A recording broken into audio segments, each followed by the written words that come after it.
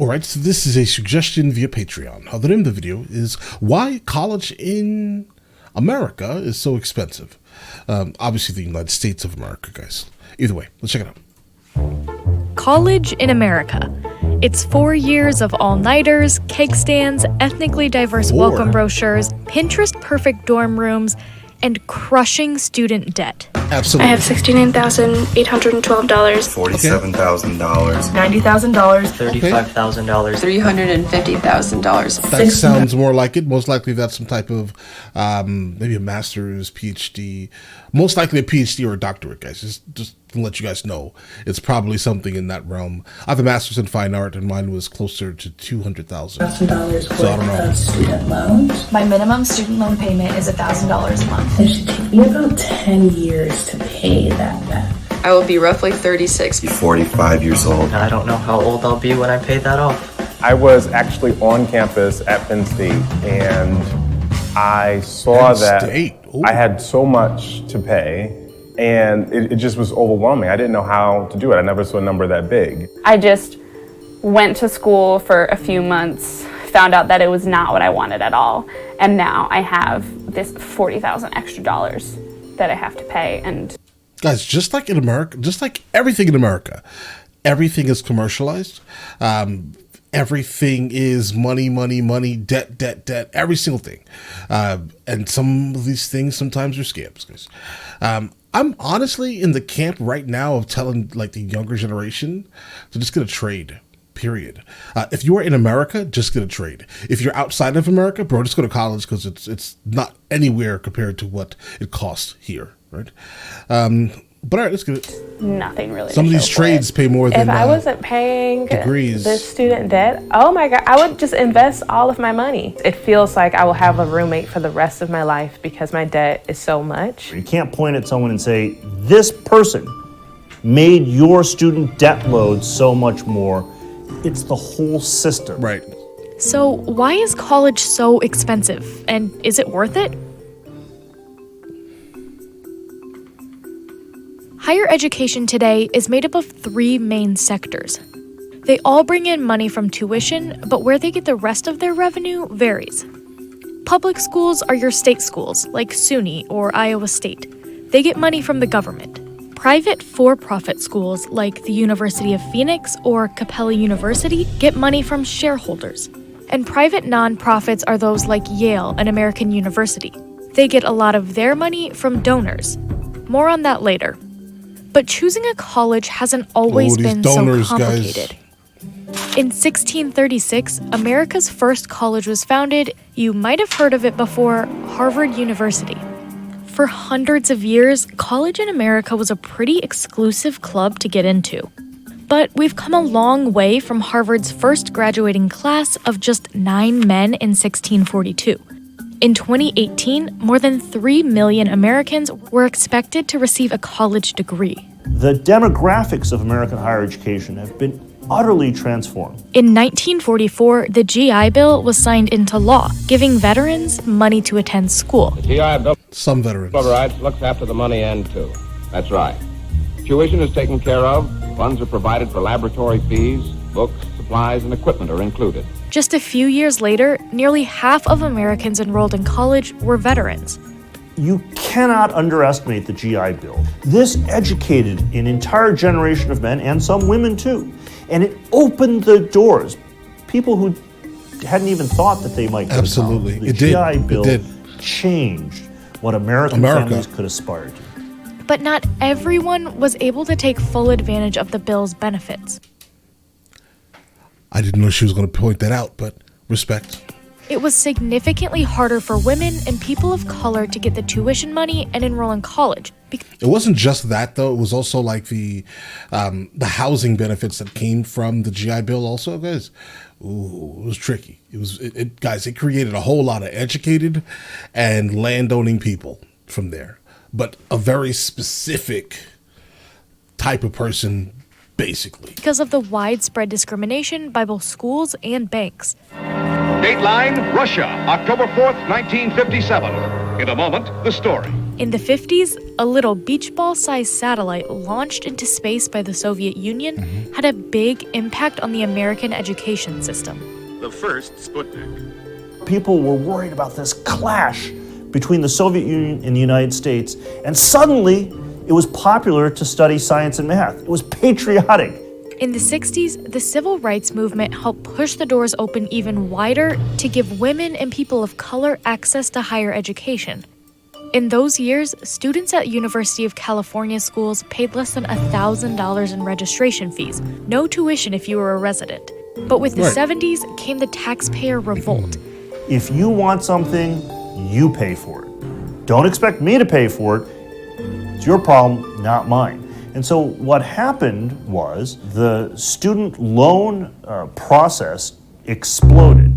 And then came the U.S. News and World Report. It was one of the luckiest or most ingenious publishing decisions ever. In 1983, U.S. News and World Report published a list of America's best colleges. It became a highly data-driven ranking. Every one of the criteria that U.S. News used depended on name recognition, traditional quality, prestige, and most of all, wealth. Rankings played a big thing for me. I was an athlete, and so I was pretty competitive.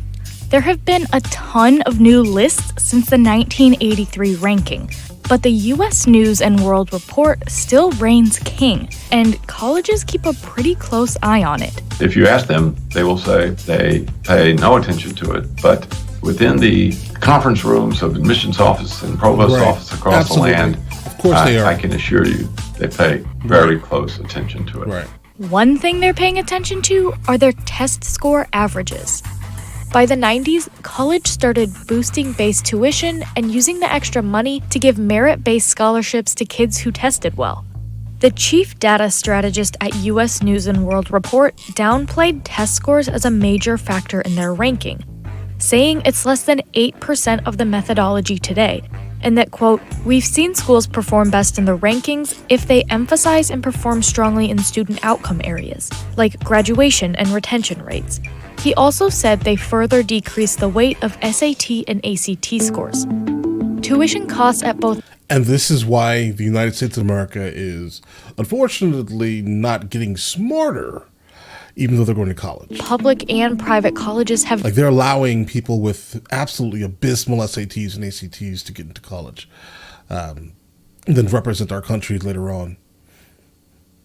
Congrats. Doubled since the late 80s, even when you account for inflation. Even so, more Americans are getting college degrees. But state funding for public universities has taken a hit. Yeah, they're not States profitable. spent less on higher education in 2017 than they did in 2008 before the recession. And that means students are spending more. The tuition they're paying is a big moneymaker for colleges. 2017 was the first year ever that most state schools got more money from tuition than they did from government funding. If you're sitting in the state legislature and you're looking for money, the university system is one of your biggest costs. So when you realize, well, we cut them 2% last year, they didn't go out of business, let's cut them another 2%. What happens is you pass the buck. It goes from the taxpayer to the student. The average student graduates with about $37,000 in student debt.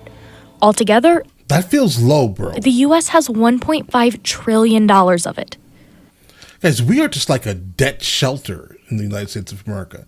That's all we do is just rack up debt, guys. Just absolutely. In everything. In everything. Just debt, debt, debt, debt, debt. Printing money and debt.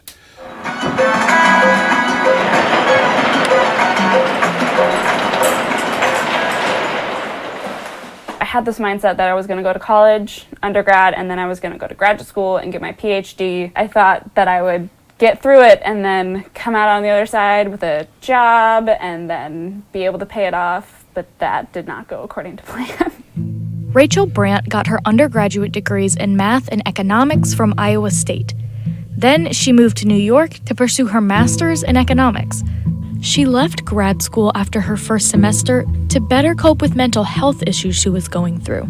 I thought that I would just withdraw and be fine, but then a couple weeks after I withdrew, I got an email from the school saying that I owed them $6,000 right away. and that was rough. Wow. So I didn't know how I was going to pay that, and that was very stressful. Right. 3, 4, 5, 6, 7 different student loans that all have to be paid with different interest rates. The number just keeps going up. I will be paying $867 in rent a month, and that's about how much I'm gonna have to be paying in loans. I look at my bank account every day, and it's very scary. Rachel is far from the only one not to finish a degree she started. Only about 57% of undergrads complete their degree within 6 years. One option students turn to for a more flexible and at times more affordable path to a degree are for-profit colleges, like University of Phoenix or DeVry University. The industry has been in flux. Like late night TV. But today, a little more than 900,000 students attend for-profit colleges in the U.S., many of whom use federal loans to help cover the cost. I felt like I wanted to do something practical that would clearly lead to a specific job. The Art Institute of New York City was suggested to me. Now, I really regret that it was because it turned out to be a terrible financial experience. Despite for-profits being just a small fraction of all colleges in the U.S., for-profit students default on their student debt at a much higher rate. China... Yeah, because most likely these are the ones who are desperate. Like, these are the ones who are just trying to get into something so they can better their life because, of course, everyone will say go to college, right? And things will be better, but in all actuality, a lot of the times they're not, guys. Apologies. I've been in my field for roughly 2 decades, but kind of just in proximity to it, right? I mean, as a commercial photographer, right? I've actually never had to ever show anyone my actual degree for anything that I've done. Okay, just to let you guys know, right? Like, I mean, I guess I could be like a museum curator, right? That type of thing, but I just never had any interest in that.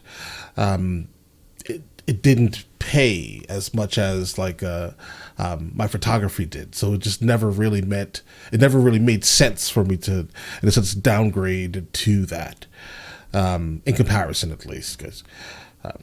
So I don't know, guys. I'm one of these people who are just going to tell people to go get trades, guys. Right? Do something where you can kind of use your hands, maybe, guys. That'll always be required, kind of forever.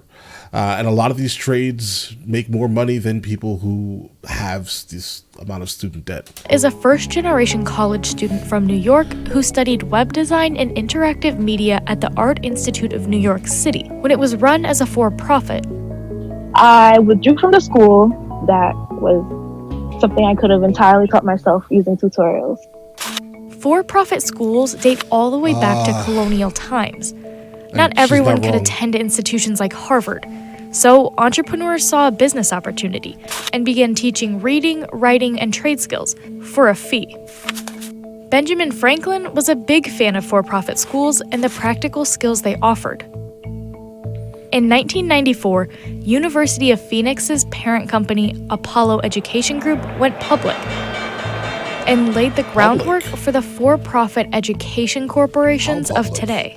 But this big business approach to education hasn't come without controversy. 1 second, guys. And laid the groundwork Apollo Education for the for-profit education corporations of today. But this big business approach to education hasn't come without controversy. With so much money on the line, many turn to the schools that show the best numbers, the best chances at a new job when you graduate.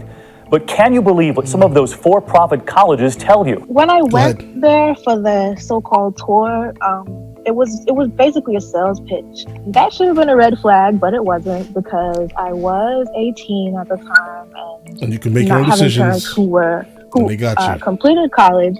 You know, being a first-generation student, it's like I didn't have the discernment to just leave those kind of schools alone. The Art Institute did not respond to a request for comment. However, the director of Cato's Center for Educational Freedom defended the for-profit system, saying nonprofits make a lot of money too, they just distribute it differently. He said traditional colleges often use it to, quote, make the lives of people working in them more comfortable. He also said, everyone in higher education is almost certainly seeking profit, and there is little evidence that people in for-profit schools are less focused on students' best interest. Since China left, the Art Institute of New York City, along with 43 other Art Institute campuses, shut down. There are a number of lawsuits against various campuses. However, China's not able to qualify for loan forgiveness because she left the college just before the cutoff date.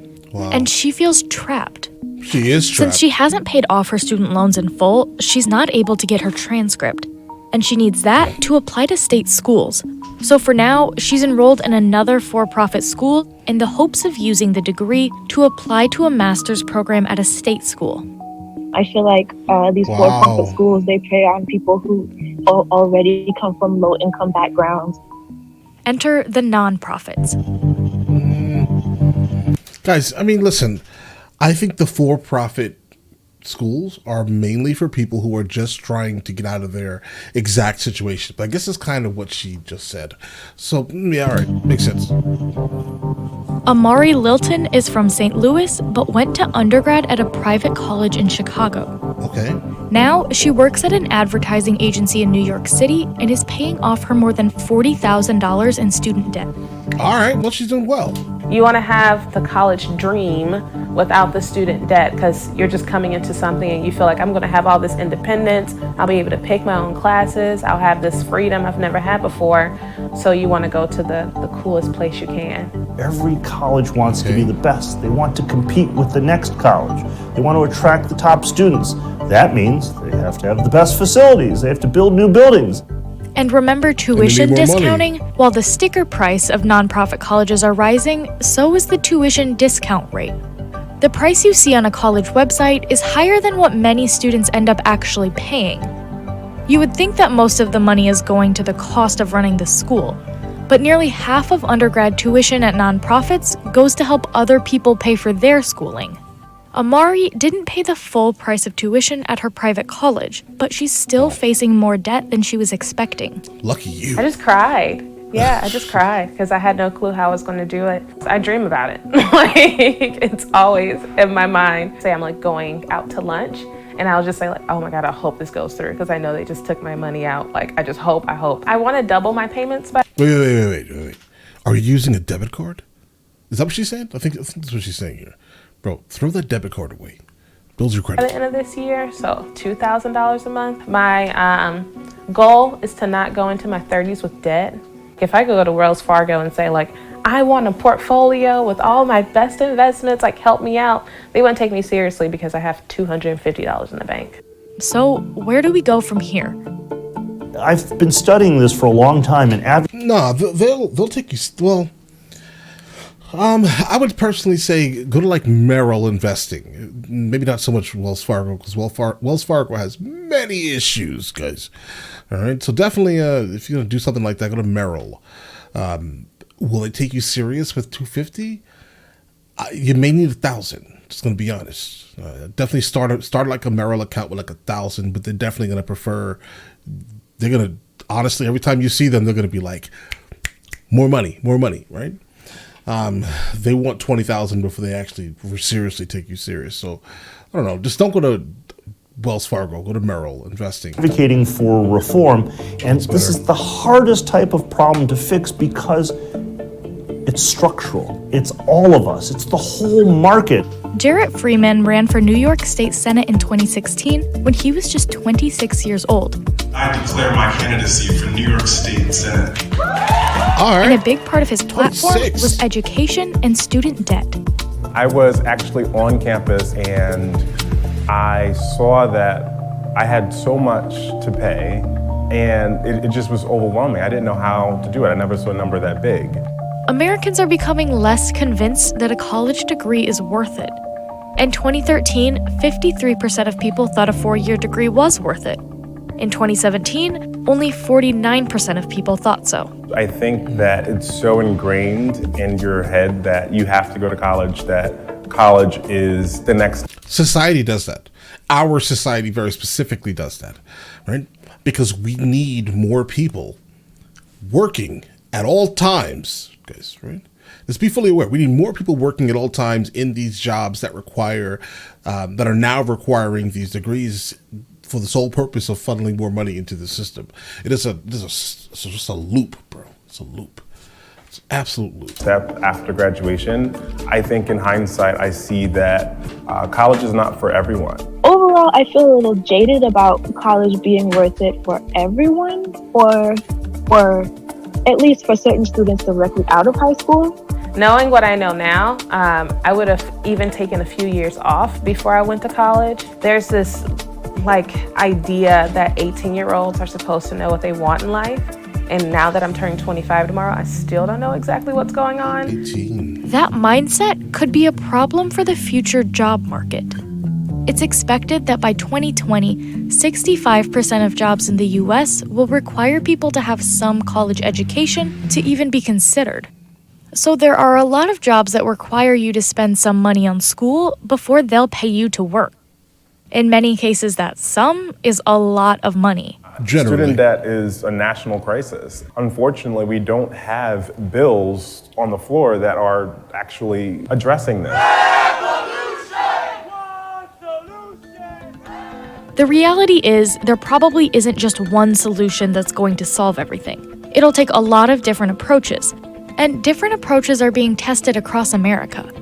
One of the proposed solutions is an income share agreement. Okay. Essentially, instead of taking out loans, students could agree to repay an investor a percentage of their income for a set amount of years after they graduate.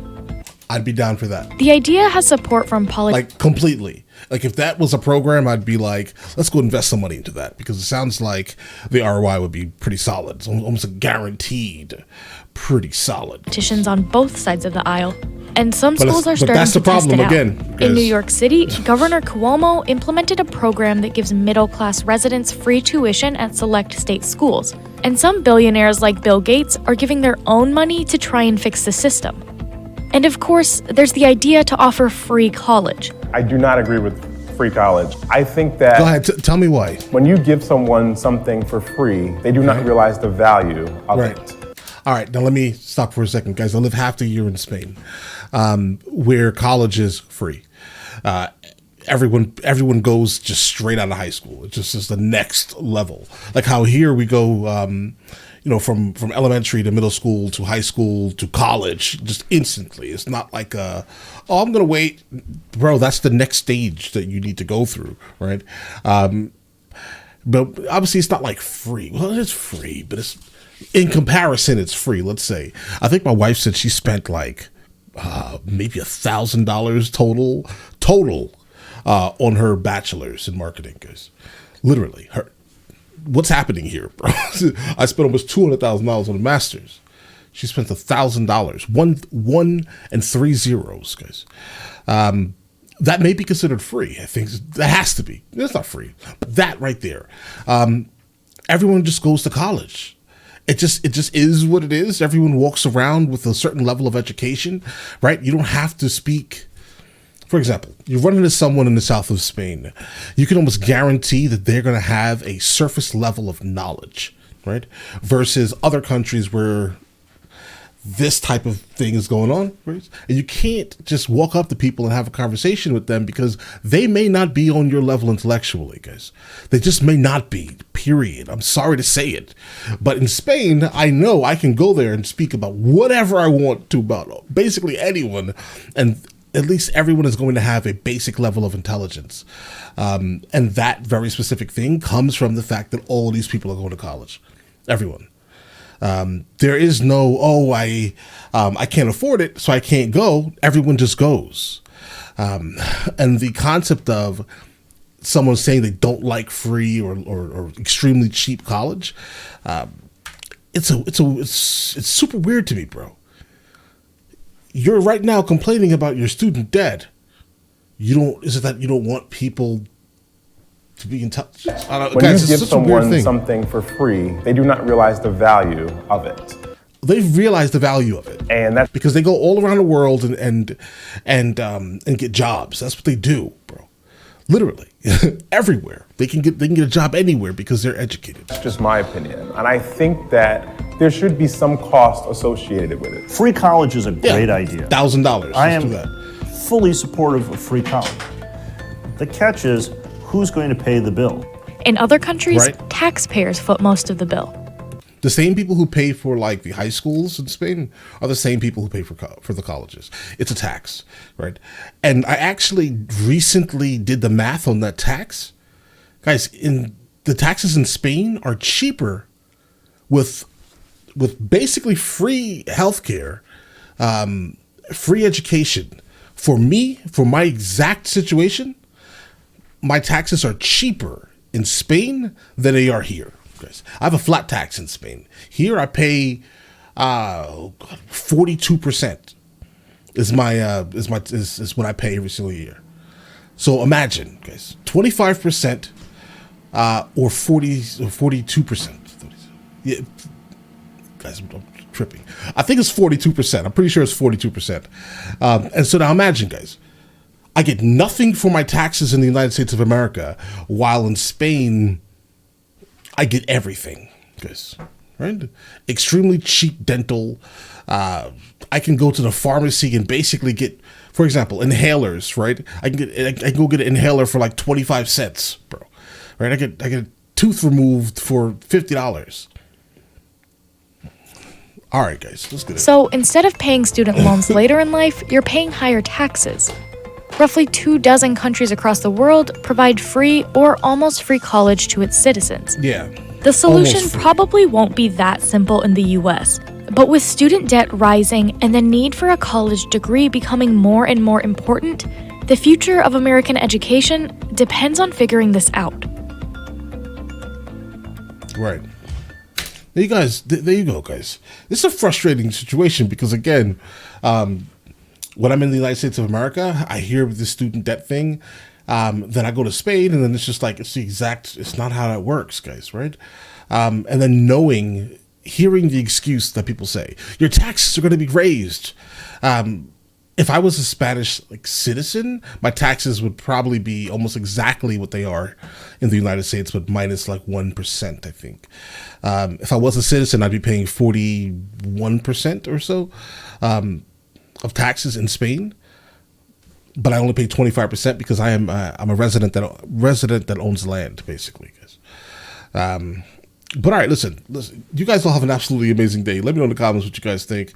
This is a really tricky, touchy topic because I definitely would like for college to be a lot cheaper than it is, so more people can actually achieve these degrees that are required if they want to go get them, right? So instead of someone going to go get a bachelor's degree, exiting college with $99,000 in debt just to never get a job in that field, I'd rather them pay $1,000, right? Extremely cheap. And then if it didn't work out, that's fine. You still have the degree. You paid your $1,000 and you moved on instead of ruining these people's lives, guys. That's it. Listen, you guys all have an absolutely amazing day and enjoy your day thoroughly.